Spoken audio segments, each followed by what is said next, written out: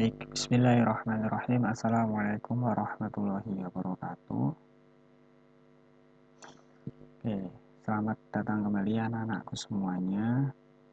Kita bertemu kembali pada mata pelajaran IPA, masih pada bab 1 yaitu tentang sistem gerak pada manusia.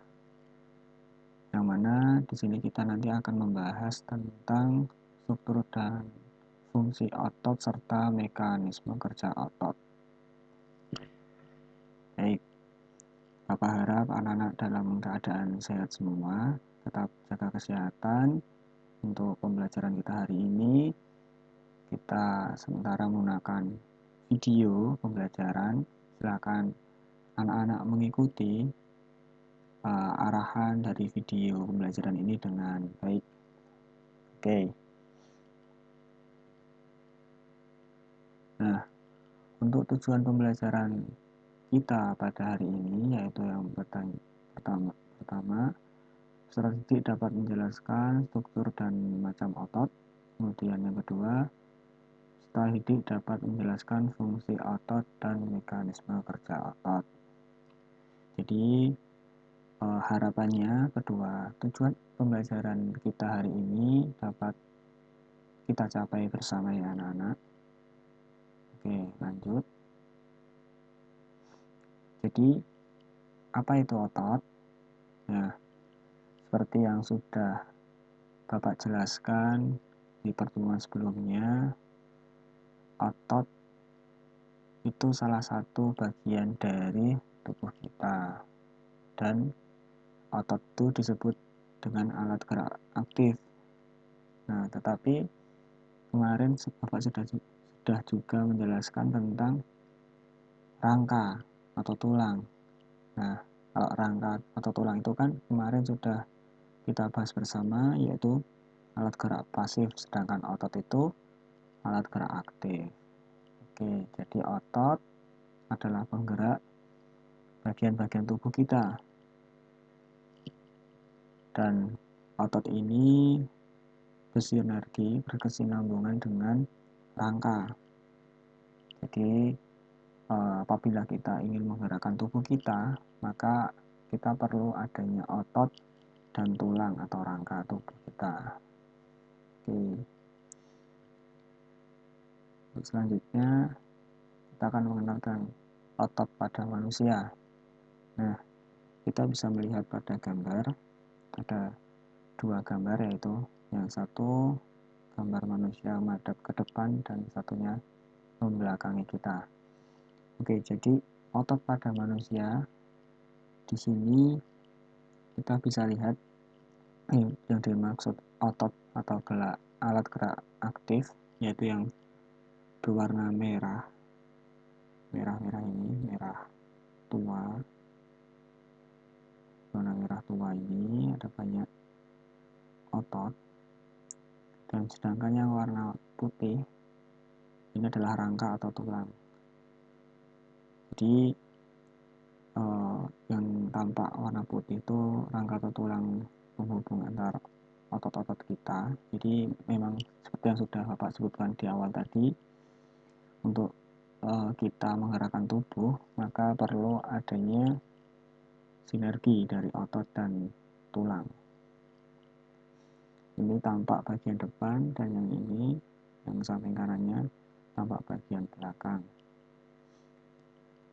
Sebenarnya untuk otot atau rangka yang lainnya juga ada, tetapi ini tertutupi oleh otot-otot kita yang di depannya. Jadi terlihat seperti ini. Oke, jadi itu ya anak-anak. Semoga bisa dimengerti. Oke, untuk selanjutnya, jadi apa fungsi otot? Nah, otot berfungsi untuk membantu tulang bergerak, sehingga otot dinamakan dengan alat gerak aktif. Jadi, tanpa otot, tulang, dan sendi yang terdapat di tubuh kita tidak akan memiliki kekuatan untuk bergerak, atau kita tidak akan bisa bergerak. Maka kita harus ada kontribusi dari si otot, tulang, dan sendi seperti sudah Bapak jelaskan di pertemuan sebelumnya.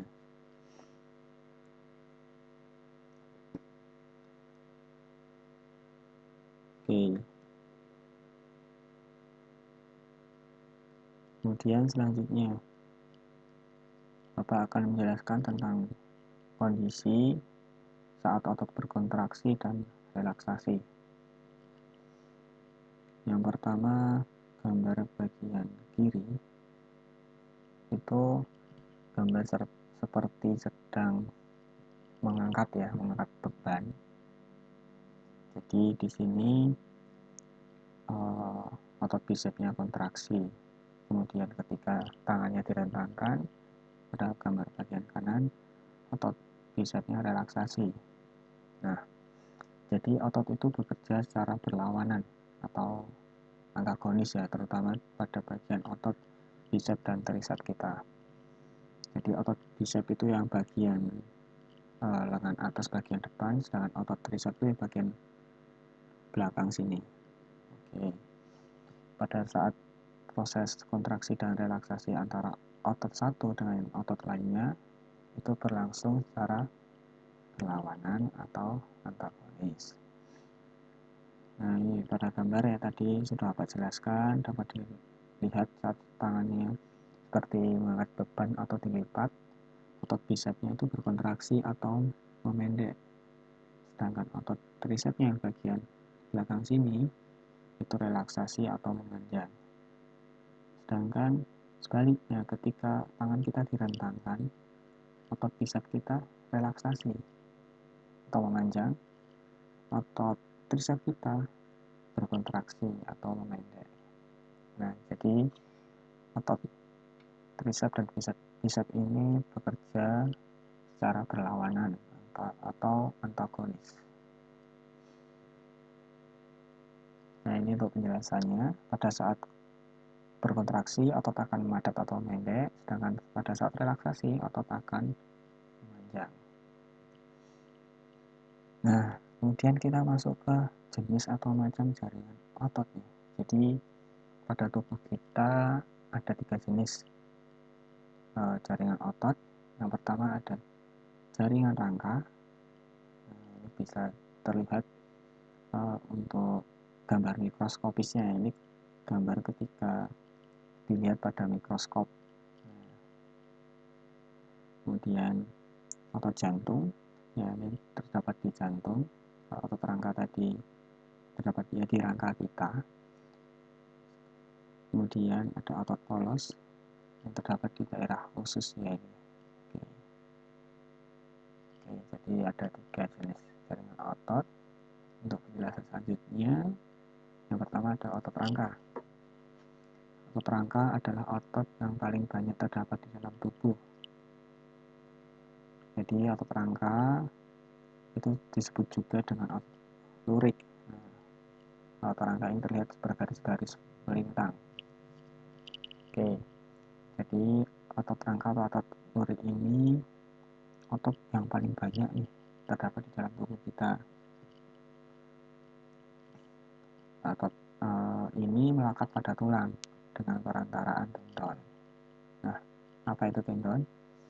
Tendon adalah pita tebal, berserabut dan liat yang melekatkan otot pada tulang. Nah, untuk otot rangka ini tergolong pada otot sadar. Jadi kerja otot rangka ini dapat dikontrol. Seperti contohnya ketika kita ingin mengambil suatu barang. Nah, kita akan menggerakkan tangan kita untuk bergerak mengambil itu. Nah, itu mendapatkan kontribusi dari si otot rangka ini. Nah, itu kita melakukannya secara sadar. Kita melakukannya secara sadar, menggerakkan tangan, kemudian mengambil gelas, gitu kan. Ketika kita ingin minum, gitu misalnya, kita menggerakkan kaki untuk berjalan ke dapur, kemudian kita mengambil gelas, gitu kan. Kita melakukan itu secara sadar. Kemudian otot rangka ini cenderung cepat berkontraksi dan cepat lelah. Ya, jelas ketika kita menggunakan otot rangka ini secara terus-menerus atau secara keras keras dalam artian banyak kegiatan, maka kita akan merasakan lelah atau pegal-pegal ketika kita mungkin olahraga, lari gitu kan, kita akan menggunakan otot rangka juga, otot yang sadar. Ketika kita berlari kan kita sesuai kesadaran kita. Nah, ketika kita melakukannya secara terus-menerus, nah otot rangka ini akan merasa dengan cepat lelah, seperti itu. Oke, selanjutnya kita akan membahas tentang otot polos. Nah, otot polos terdapat pada dinding lambung, usus halus, rahim, kantung kemih dan pembuluh darah. Jadi kita bisa lihat seperti pada gambar yang di awal tadi. Otot polos berkontraksi dan berelaksasi dengan lambat. Kemudian otot polos berbentuk gendong serta memiliki sebuah inti pada tiap selnya. Nah, otot polos ini tergolong otot tak sadar. Jadi untuk kerjanya otot polos ini kita tidak sadar, jadi kita tidak bisa mengontrolnya. Kita tidak perlu berusaha untuk menggerakkan otot polos ini karena bekerja secara tidak sadar.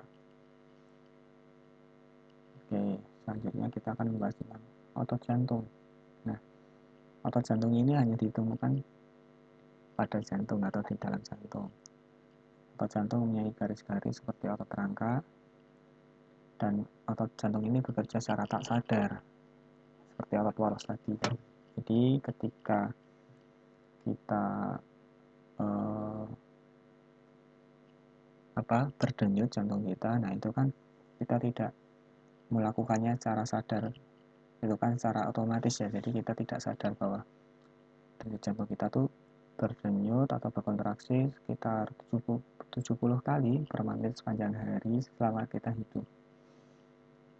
Nah, kita dapat mengetahui bahwa otot jantung berkontraksi pada saat jantung berdenyut. Nah, teman-teman atau anak-anak bisa merasakan dengan tangan kalian diletakkan di jantung kalian dan rasakan bahwa jantung anak-anak semua itu berdenyut dan anak-anak itu tidak bisa mengontrolnya gitu ya. Nah, karena bekerja secara tak sadar. Oke. Selanjutnya kita ke mekanisme kerja otot bisep dan trisep. Nah, pada bagian mekanisme ini nanti anak-anak akan diberikan lembaga kerja peserta didik untuk lebih memahami tentang mekanisme kerja otot bisep dan trisep. Nah, ini untuk contohnya Bapak jelaskan sedikit. Ketika kita melipat siku atau seperti mengangkat beban, otot bisepnya berkontraksi sedangkan otot trisepnya relaksasi. Kemudian gambar bagian tangan kanannya, ketika tangan terentang, otot bisepnya relaksasi, otot trisepnya kontraksi. Oke, jadi kurang lebih seperti itu. Nanti silahkan anak-anak kerjakan lembaga kerja peserta didiknya. Bapak akan jelaskan.